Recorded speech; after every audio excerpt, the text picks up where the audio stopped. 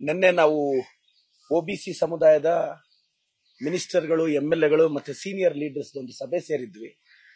So ಆ ಸಭೆಯಲ್ಲಿ ಒಬಿಸಿಗಳು ನಾವೆಲ್ಲ ಒಂದೇ ಅನ್ನೋ ಧ್ಯೇಯ ವಾಕ್ಯ, ವೇದ ವಾಕ್ಯದಲ್ಲಿ ಮುನ್ನಡೆದ್ವಿ. ಒಬಿಸಿ ಸಮುದಾಯಕ್ಕೆ ಸರಿಸುಮಾರು ನಾವು 75% ಇದೀವಿ ಒಬಿಸಿ ಸಮುದಾಯ ಈ ರಾಜ್ಯದಲ್ಲಿ. ಸೊ ಒಬಿಸಿ ಸಮುದಾಯಕ್ಕೆ ನಮ್ಮ ಡಿಮ್ಯಾಂಡ್ಸ್ ಏನೇನಿದೆ ಅನ್ನೋದು ನಮ್ಮ ಸರ್ಕಾರದ ಗಮನಕ್ಕೆ ತಂದು ಒಬಿಸಿಯ ಎಲ್ಲ ಯೋಜನೆಗಳನ್ನು ಅನುಷ್ಠಾನಗೊಳಿಸಬೇಕು ಅನ್ನೋದೇ ನಮ್ಮ ಉದ್ದೇಶ. ಸರ್, 1953 ಕಾಕಾ ಕಾಲೇಲ್ಕರ್ ಅಂತ ಒಂದು ಕಮಿಷನ್ ಫ್ರೇಮ್ ಆಗುತ್ತೆ. ಆ ಕಮಿಷನ್ ಅವರು 25ರಿಂದ 40% ಒಬಿಸಿ ರಿಸರ್ವೇಶನ್ ಕೊಡಬೇಕು, ಪ್ರೊಫೆಷನಲ್ ಕೋರ್ಸಸ್ಗೆ 70% ರಿಸರ್ವೇಶನ್ ಕೊಡಬೇಕು ಅಂತ ಸಜೆಸ್ಟ್ ಮಾಡ್ತಾರೆ. ಆದ್ರೆ ಒಬಿಸಿಗೆ 70% ರಿಸರ್ವೇಶನ್ ಅವ್ರು ಕೇಳೋದ್ರಿಂದ ಪ್ರೊಫೆಷನಲ್ ಕೋರ್ಸಸ್ ಅಲ್ಲಿ ಆ ಕಮಿಟಿ ರಿಪೋರ್ಟ್ ಕಾರಣಾಂತರಗಳಿಂದ ರಿಜೆಕ್ಟ್ ಆಗುತ್ತೆ. ನಂತರ ಬ್ಯಾಕ್ವರ್ಡ್ ಕ್ಲಾಸ್ ಕಮಿಷನ್ ರಿಪೋರ್ಟ್ 1979 ಮತ್ತೆ ಫ್ರೇಮ್ ಆಗುತ್ತೆ, ಮಂಡಲ್ ಕಮಿಷನ್ ಅಂತ. ಮಂಡಲ್ ಕಮಿಷನ್ ಅಲ್ಲಿ ಒಬಿಸಿಗಳಿಗೆ 27% ರಿಸರ್ವೇಶನ್. ಆಕ್ಚುಲಿ ಅವ್ರು ಏನ್ ಸಜೆಸ್ಟ್ ಮಾಡ್ತಾರೆ ಅಂದ್ರೆ ಸರ್, ಆವತ್ತು 1978-79 ಅಲ್ಲಿ ಇಂಡಿಯಾದಲ್ಲಿ ಒಬಿಸಿಗಳು 52% ಇರ್ತಾರೆ. 52%ಗೆ 52% ರಿಸರ್ವೇಶನ್ ಕೊಡಿ ಅಂತ ಕೇಳ್ತಾರೆ ಮಂಡಲ್ ಕಮಿಷನ್. ಆದ್ರೆ ಆಲ್ರೆಡಿ SC/ST ಗೆ 22.5 ಇರೋದ್ರಿಂದ ಓವರ್ ಆಲ್ ರಿಸರ್ವೇಶನ್ 50% ದಾಟಬಾರದು ಅಂತ.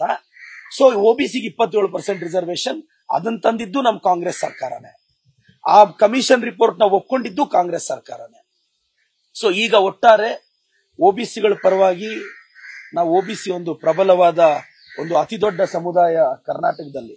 ನನ್ನ ಸರ್ಕಾರದ ಮೇಲೆ ವಿಶ್ವಾಸ ಇದೆ, ನನ್ನ ಕೇಂದ್ರದ ಮೇಲೆ, ಹೈಕಮಾಂಡ್ ಮೇಲೆ ನನಗೆ ವಿಶ್ವಾಸ ಇದೆ. ಖಂಡಿತವಾಗಿ ಒಬಿಸಿ ಪರವಾಗಿ ನಿಲ್ಲುತ್ತೆ ಅಂತ. ಒಬಿಸಿಗಳ ಪರವಾಗಿ ಧ್ವನಿ ಎತ್ತೋದು ಕಾಂಗ್ರೆಸ್ ಸರ್ಕಾರ ಮಾತ್ರ. ಒಬಿಸಿಗಳ ಪರ ನಿಂತಿರೋದು ಕಾಂಗ್ರೆಸ್ ಸರ್ಕಾರ ಮಾತ್ರ.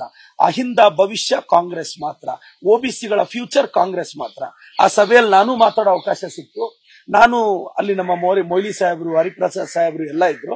ನಾನು ವಿನಂತಿ ಮಾಡಿದೆ, ಸರ್ ಅಟ್ಲೀಸ್ಟ್ ಈಗ ಒಬಿಸಿಗಳಿಗೆ ನಾವು ಕರ್ನಾಟಕದಲ್ಲಿ KPSC ಎಕ್ಸಾಮ್ಗೆ ಏಜ್ ರಿಲ್ಯಾಕ್ಸೇಷನ್ ಮಾಡಬಹುದಾ, ಎಕ್ಸಾಮ್ ಫೀಸ್ ಅಲ್ಲಿ ಕಡಿಮೆ ಮಾಡಬಹುದಾ? ಫಾರ್ ಎಕ್ಸಾಂಪಲ್, ಒಂದು ಮೆಡಿಕಲ್ ಫೀಸ್ ಅಲ್ಲಿ ಒಬಿಸಿ ಮಕ್ಕಳು 63,000 ಕಟ್ಟಬೇಕು, ಅದ್ರಲ್ಲಿ ಏನಾದ್ರು ಕಡಿಮೆ ಮಾಡಬಹುದಾ? ಇಂತ ಬಹಳಷ್ಟು ಡಿಮ್ಯಾಂಡ್ಸ್ ನಾನು ಇಟ್ಟು ಸರ್ಕಾರದ ಗಮನಕ್ಕೆ ತಂದು ಒಬಿಸಿಗಳ ಪರವಾಗಿ ಮತ್ತಷ್ಟು ಯೋಜನೆಗಳನ್ನ ಅನುಷ್ಠಾನಗೊಳಿಸೋ ಪ್ರಯತ್ನ ಮಾಡ್ತಿದ್ವಿ ಸರ್. ಇದು ಮೊದಲನೇದು. ಎರಡನೇದು, ಮಾನ್ಯ ಯತ್ನಾಳ್ ಸರ್ ಅವರು ದಾವಣಗೆರೆಯಲ್ಲಿ ಮಾತಾಡ್ತಾ ಅದೇನೋ ಯತ್ನಾಳ್ ಅವ್ರು ಆದ್ರೆ ಡಿಜೆ ಹಾಕ್ಸ್ತಾರಂತೆ, ಡಿಜೆ ಹಾಕ್ಸ್ಲಿಲ್ಲ ಅಂದ್ರೆ AK-47 ಕೊಟ್ಬಿಡ್ತಾರಂತೆ. ಯತ್ನಾಳ್ ಸರ್, ಬರೀ ಡಿಜೆ ಹಾಕ್ಸಕ ನೀವು ಅಧಿಕಾರಕ್ಕೆ ಬರಬೇಕು. ಡಿಜೆ ಬೇಕಾಗಿರೋದು ಗಣೇಶ ಉತ್ಸವದಲ್ಲಿ ಅಲ್ಲ ಸರ್, ಜೀವನ ಡಿಜೆ ಆಗದೆ ಇದ್ರೆ ಸಾಕು.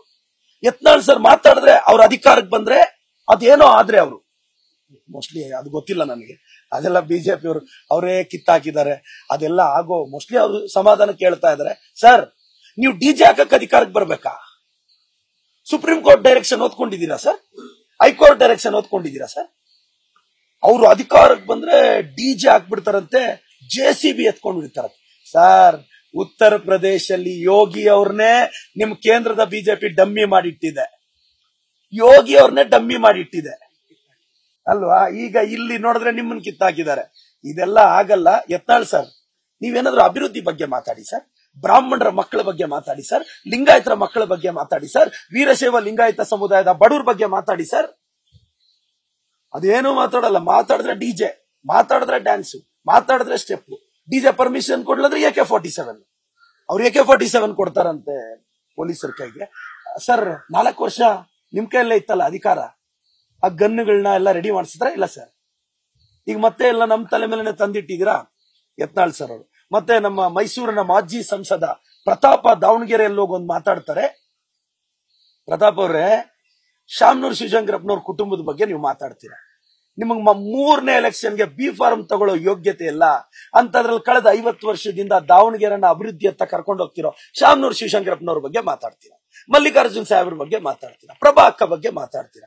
ನಿನ್ ಯೋಗ್ಯತೆಗೆ B ಫಾರ್ಮ್ ತಗೊಳಕ್ಕಾಗಿಲ್ಲ, ನೀನ್ ಶಾಮನೂರ್ ಕುಟುಂಬದ ಬಗ್ಗೆ ಮಾತಾಡ್ತೀಯಾ? ಶಾಮನೂರ್ ಕುಟುಂಬದ ಗೇಟ್ ಕಾಯಕ್ಕೂ ನೀನ್ ಲಾಯಕ್ಕಿಲ್ಲ. ನೀನೋಗ ಅವ್ರ ಬಗ್ಗೆ ಅಸಭ್ಯವಾಗಿ ಮಾತಾಡ್ತೀಯಾ? ಸ್ವಲ್ಪ ಟಂಗ್ ಕಂಟ್ರೋಲ್ ಅಲ್ಲಿ ಇಟ್ಕೋ ಪ್ರತಾಪ್ ಅವ್ರೆ. ಸರ್, ಇನ್ನೊಂದು, ಸರ್ಕಾರ ಒಬಿಸಿಗಳ ಪರವಾಗಿದೆ, ಹೈಕಮಾಂಡ್ ಸಮೀಕ್ಷೆ ಇದೆ, ಇಂತಹ ಭರವಸೆಗಳಿದ್ರೂ ಕೂಡ ಒಬಿಸಿ ನಾಯಕರೆಲ್ಲ ಸೇರಿ ಒಂದು ಸಭೆ ಮಾಡಿ ಸಿಎಂ ಬೆನ್ನಿಗೆ ನಿಂತಿದೆ ಅನ್ನುವಂತ ಸಂದೇಶ ರವಾನೆ ಮಾಡುವಂತ ಅನಿವಾರ್ಯ ಪರಿಸ್ಥಿತಿ ಬಂದಿದೆಯಾ? ಇಲ್ಲ ಸರ್, ಈಗ ಒಬಿಸಿಗಳಲ್ಲಿ ಏನಾಗಿದೆ, ಬಹಳಷ್ಟು ಚಿಕ್ಕ ಚಿಕ್ಕ ಸಮುದಾಯಗಳಿದೆಯೋ ಸರ್. ನಾವು ಅಂದ್ರೆ ನಾನು ಒಬ್ಬ ಬಲಿಜ ಸಮುದಾಯಕ್ಕೆ ನಮ್ದೊಂದು ಕೆಲವು ಡಿಮ್ಯಾಂಡ್ಸ್ ಇದೆ.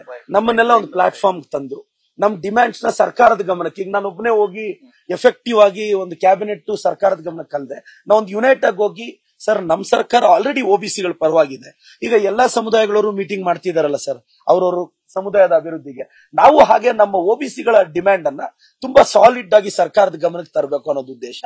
ನಮ್ ಸರ್ಕಾರ ಒಬಿಸಿ ಪರವಾಗಿ ನಿಂತಿದೆ ಸರ್. ಒಬಿಸಿಗಳು ಸರ್ಕಾರದ ಜೊತೆ ನಿಂತಿದ್ದಾರೆ ಸರ್. ಕಾಂಗ್ರೆಸ್ ಇರೋದೇ ಒಬಿಸಿಗೋಸ್ಕರ, ಒಬಿಸಿ ಇರೋದೇ ಕಾಂಗ್ರೆಸ್ಗೋಸ್ಕರ.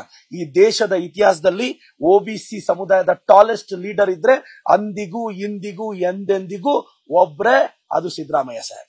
ನೋಡ್ರಪ್ಪ, ಅಲ್ಲಿ ಟ್ರಾಫಿಕ್ ಜಾಮ್ ಆಗ್ತಿದೆ, ಸಾಧ್ಯ ಆದ್ರೆ ನಿಮ್ ಕ್ಯಾಂಪಸ್ ಅಲ್ಲಿ ಹೋಗೋ ಅವಕಾಶ ಮಾಡ್ಕೊಡಿ ಅಂತ ಸೌಜನ್ಯವಾಗಿ ಪತ್ರ ಬರೆದ್ರು.